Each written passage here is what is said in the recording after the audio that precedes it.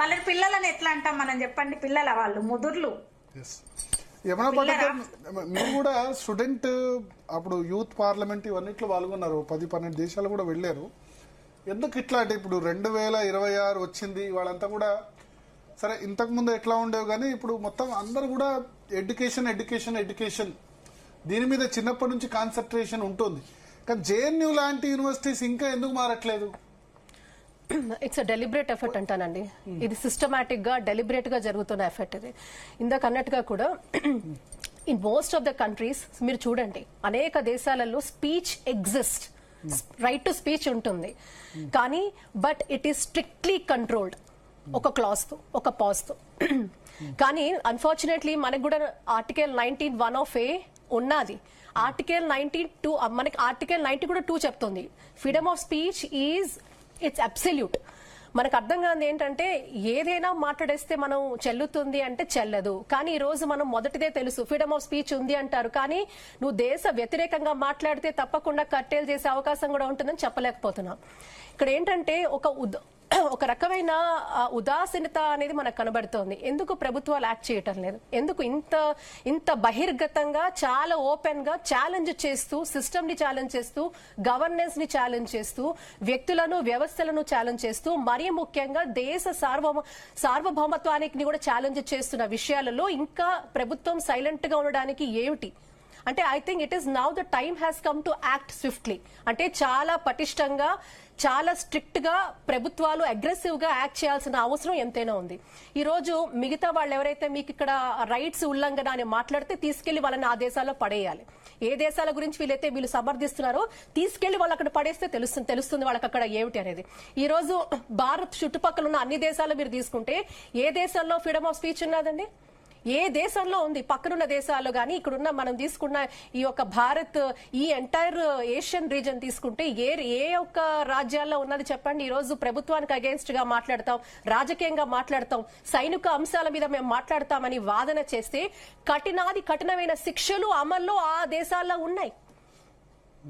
ఇది కేవలం ఇక్కడే కాదు. కానీ ఈ రోజు ఇందాక అన్నట్టుగా మన అంతర్గత విషయాల మీద ఎవరో జోక్యం చేసుకోవడము, దాన్ని మనం వీక్షిస్తూ ఊరుకున్నామంటే అది మన చేతగాని తనమే అవుతుంది. అంటే ఏంటి, జేఎన్యూ పరిపాలన ఇలాంటి ఘటనలు అరికట్టడంలో విఫలమైందని చెప్పొచ్చు? నేను డెఫినెట్ గా అయితే అవును అంటాను, ఖచ్చితంగా అవునని అంటాను. ఎందుకంటే ఇక్కడ ఇలాంటివి శక్తులు ఈ రోజు పూర్తిగా కూడా దేశ వ్యతిరేక శక్తులు, ఇక్కడ పార్టీ కాదు, వ్యక్తులు కాదు, వ్యవస్థలు కాదు, దేశము యొక్క ఇష్యూని మనం తీసుకుంటే దానికి సంబంధించి ఈ రోజు వ్యతిరేక శక్తులు ఇంత పేటరైపోయి ఇంత మాట్లాడుతుంటే దాన్ని మనం కంట్రోల్ చేయకపోతే ఈ రోజు మనకు అనవసరం అండి. We need to take a very ఒక ఐరన్ స్టాండ్ మనం తీసుకోవాల్సిన అవసరం ఉంది. వీళ్ళకి మెత్తగా చెప్పాల్సిన అవసరం లేదు. మిగతా దేశాల వీళ్ళకి ఎందుకు వాయిస్, వీళ్ళకి ఎందుకు పెగలదు, వీళ్ళకి ఎందుకు వాయిస్ రాదు, వీళ్ళకి why they don't talk about all these issues outside? ఆ దేశాలకు మీరు చూస్తే not only that, including their internet, social media, వాళ్ళ chats, news, everything is controlled. ప్రతిదీ కంట్రోల్డ్. నాట్ ఓన్లీ నేను ఈ రోజు భారతదేశంలో మాత్రమే మనకి ఇంత రిలాక్సేషన్ ఉంది, కానీ ఈ రోజు ఇది దేశ వ్యతిరేకంగా మారుతోంది. ఒక్కళ్ళు కాదు, ఈ రోజు ఒక్కరి భావాజాలం కాదు, అనేక మంది భావాజాలను వాళ్ళు ఇన్ఫ్లుయెన్స్ చేస్తున్నారు. వాళ్ళ ఒక నెగటివ్ నరేటివ్స్ తో మనుషుల మనసుల కలుషితం చేస్తున్నారు. And the problem today what we have, it is internal turmoil అంటాను. ఈ రోజు ఎక్స్టర్నల్ గా ఉన్న ఎనిమీస్ వేరు, external enemies versus internal enemies. ఇది ఇంకా భయంకరం. మీకు కనీసం బయట ఉన్న శత్రువులు ఎవరో మీరు చెప్పగలుగుతున్నారు, వీళ్ళు ఫలానా వాళ్ళు ఏంటి? డైరెక్ట్ ప్రధాని మోడీ అమిత్ షాలపై నినాదాలు చేయడం రాజకీయ విమర్శన, దుష్ప్రచారం. నేను మీకు ఒకటి అంటాను, ప్రధాని గారి మీద విమర్శ చేయడము, లేకపోతే కొంతమంది మీద విమర్శ చేయడము, విమర్శలకు కూడా మనకు హక్కు ఇచ్చింది మన రాజ్యాంగం. అంటే అది ఎలా ఉండాలి, అది ఇన్స్టిట్యూషనలైజ్డ్ గా ఏవైతే ఉన్నాయో సిస్టమేటిక్ గా మీరు ఒక కార్యాచరణ మీద విమర్శ చేయండి. మీరు ఏదైనా ఒక ప్రతిపాదిక తీసుకొస్తే ఈ ప్రతిపాదిక వల్ల జరిగిన వాటి మీద మీరు విమర్శ చేయొచ్చు, కానీ వ్యక్తి దూషణ కాదు. వ్యవస్థ ఏదైనా ఫౌండేషనల్ దాని మీద, ఇన్స్టిట్యూషనలైజ్డ్ వాటి మీద మీరు చర్చలు చేసి దాంట్లో ఏమైనా లోపాలుంటే దాన్ని సరిదిద్దే అవకాశం ఉంది. అది విమర్శ అంటే. ఇట్ షుడ్ బి ఎలా ఉండాలి, కన్స్ట్రక్టివ్ క్రిటిసిజం అంటాం మనం. కన్స్ట్రక్టివ్ క్రిటిసిజం ఎవరు చేసినా అది మనం పర్సనలైజ్ గా తీసుకోవాల్సిన అవసరం లేదు. కానీ ఈ రోజు జరుగుతోంది కన్స్ట్రక్టివ్ క్రిటిసిజం కాదు, విద్వేషం, రెచ్చగొట్టే పనులు, ఇవన్నీ కూడా జరుగుతున్నాయి. అండ్ ప్రతి దాంట్లో మీరు చూస్తే ఒక స్లో పాయిజన్ లాగా మీరు పూర్తిగా కూడా ట్యూన్ చేస్తున్నారు. మీ యొక్క నెరేటివ్స్ మీద మీరు నెరేటివ్స్ ని, నెగటివ్ నెరేటివ్స్ ని తీసుకొస్తున్నారు, వాటిని ఇన్ఫ్లుయెన్స్ చేస్తున్నారు. ఇందాక చెప్పిన పత్రికలు అవన్నీ కూడా ఇంటర్నేషనల్ అరీనాలో తిరిగే ఆ పత్రికలు అవి పూర్తిగా దేశ వ్యతిరేకంగానే మాట్లాడతాయి, భారత్ కి వ్యతిరేకంగానే మాట్లాడతాయి. ఇందాక వారు చెప్పారు ఇవన్నీ కూడా పూర్తిగా కూడా నెగటివ్ నెరేటివ్స్ తో నిండిపోయి ఉన్నాయి. సో ఇక్కడ ఏమంటున్నానంటేనండి, విశ్వవిద్యాలయాలు విద్యా కేంద్రాలుగా ఉండాల్సిన ఇవి పూర్తిగా రాజకీయంగా లేకపోతే మతపరమైన విద్వేషాన్ని ఎజెండాగా చేసుకొని ఒక ప్రయోగశాలగా చేస్తున్నారు. దాంట్లో బలవుతోంది వీళ్ళకి అర్థం కావట్లేదు. వీళ్ళంతా scape goats. By the way, ఈ రోజు ఎవరైతే వాయిస్ చేసి నించుంటున్నారో వీళ్ళంతా మళ్ళీ స్కేప్ గోట్సే. వీళ్ళ వెనక పెద్ద శక్తులే ఉన్నా అది ఎవరో మనందరికీ తెలుసు. ఈ రోజు బహిర్గతంగా people with a nationalistic outlook వాళ్ళందరికీ తెలుసు ఈ రోజు ఇలాంటి వ్యక్తులను. కానీ అన్ఫార్చునేట్లీ ఇలాంటి వ్యక్తులను కొన్ని వ్యవస్థలు బయట నుంచి ప్రేరేపించి నడిపిస్తున్నాయి. చూసారా, ఇది మామూలు పరిణామం. ఇది చాలా డేంజర్ కదా. కేంద్ర ప్రభుత్వం జేఎన్యూ విషయంలో కఠిన చర్యలు ఎందుకు డెఫినెట్ గా తీసుకోవాల్సిన అవసరం ఉంది. ఈ రోజు మీడియాలో ఒక పవర్ఫుల్ మాధ్యమంగా కూడా ఇలాంటివి లేవనెత్తినందుకు నిజంగా I appreciate Zee News for this and especially Bharatji. ఇక్కడ ఏంటంటే ఇటువంటి వాటిని చర్చ జరగాలి. నాకు తెలిసి how many are actually discussing about it.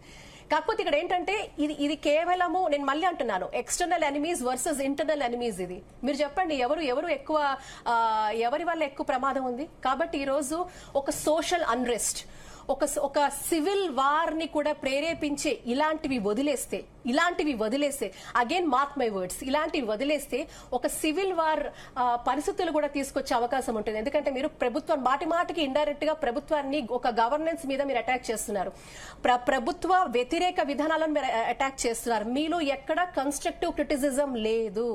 మీరు ఎక్కడా కూడా చక్కగా అదేదో మీరేదో విజ్ఞానవంతంగా మాట్లాడటం లేదు, అలాంటి చర్చలు జరగటం లేదు. పూర్తిగా విషపూరితమైనది, మతాన్ని ప్రేరేపించే విధంగా కూడా జరుగుతున్నాయి. కాబట్టి ఇవన్నీ కూడా ఇలాంటి ఘటనలు పునరావృతం కాకుండా ప్రభుత్వం ఎలాంటి చర్యలు తీసుకోవచ్చు? దీని మీద ఖచ్చితంగా చట్టాలు కూడా అమెండ్ చేయాలి. ఈ రోజు నాకు తెలిసి యూనివర్సిటీ వాళ్ళు డెఫినెట్ గా కూడా పర్మనెంట్ గా డిబార్ చేయాలి స్టూడెంట్స్ ని. ఇటువంటి వాటికి యూనివర్సిటీస్ లో తావు లేదు.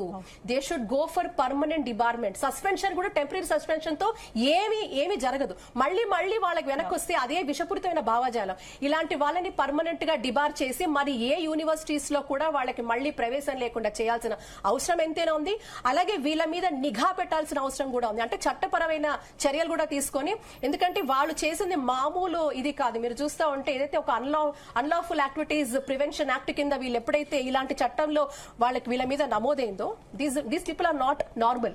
కాబట్టి వీళ్ళ మీద ఒక నిఘా ఉండాలి, వీళ్ళ మీద పరస్పరం అలాంటి చేయాలి.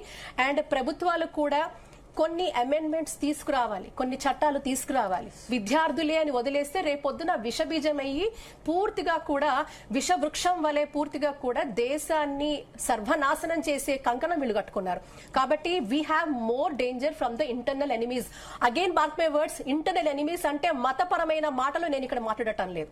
ఈ రోజు హిందువులు ముసుగులో ఉండి కూడా సూడో సెక్యులర్స్ గా దేశ విద్రోహ శక్తులు చాలా మంది ఉన్నారు. ఇక్కడ మతాలతో సంబంధం లేదు, దేశ భక్తి అనేది లేదు. దౌర్భాగ్యం. ఈ రోజు ఏ పార్టీ ఉంటే ఏంటండి, ఏ పార్టీ ఏంటి, ఏ పార్టీ అయినా కూడా మీరు ఉన్నది ఈ దేశంలో, ఈ దేశ తిండి తింటున్నారు. ఈ దేశం కోసం మనం ఆలోచించాల్సిన అవసరం ఉంది. నువ్వు ప్రతిపక్షమైనా పాలకపక్షమైనా నువ్వు ప్రజాపక్షంగా ఉండాలి, ప్రజల గురించి ఆలోచించాలి, దేశ హితం గురించి నువ్వు ఆలోచించాలి. దేశ హితమే నీ ఫస్ట్ ఎజెండా, నీ లాస్ట్ ఎజెండా. నువ్వు చచ్చేంత వరకు అదే నీ ఎజెండా. అది వదిలేసి ఈ రోజు మనము ఇంత ఇంటర్నల్ కాన్ఫ్లిక్ట్స్ కూడా మాట్లాడుతున్నామంటే ఇది నిజంగా కూడా దారుణం. దీన్ని ప్రభుత్వం ఇప్పటికైనా ఇంకా చాలా విపరీతాలు జరుగుతున్నాయి. సోషల్ మీడియా ఒక్కసారి తీస్తే ఈ రోజు బంగ్లాదేశ్ గురించి మాట్లాడితే ఎక్కడో బంగ్లాదేశ్ లో ఉన్నవాడు మాట్లాడుతాడు, పోస్టులు పెడుతున్నాడు మనకి. How dare they do it? So I think it's high time. I appeal government of India to take stern action against all anti national elements. వాళ్ళు చిన్నోడా పెద్దోడా వయసుతో సంబంధం లేదు. వయసుతో సంబంధం లేని వాళ్ళు ఏ వ్యక్తులైనా దేశ వ్యతిరేకానికి వాళ్ళు పాల్పడితే తప్పకుండా కూడా వాడు దేశ ద్రోహిగానే చూడాల్సిన అవసరం ఉంది. వాళ్ళ మీద కఠిన శిక్షలు వేయాలి. ఊరికే బెయిల్ ఇవన్నీ కాదు, ప్రాపర్ ఇది చేసేసి వెంటనే వాడి మీద శిక్షలు వేసి లోపలేస్తే తప్ప ఇలాంటివన్నీ ఉండదు. లా షుడ్ బి వెరీ స్ట్రిక్ట్ అండి. దేశానికి సంబంధించి ఎటువంటి ఎగ్జంప్షన్స్ ఉండకూడదు, ఎటువంటి tolerance. We should have zero tolerance against any activity against our country. పూర్తిగా కూడా జీరో టాలరెన్స్ వీటిలో ఉండకూడదు.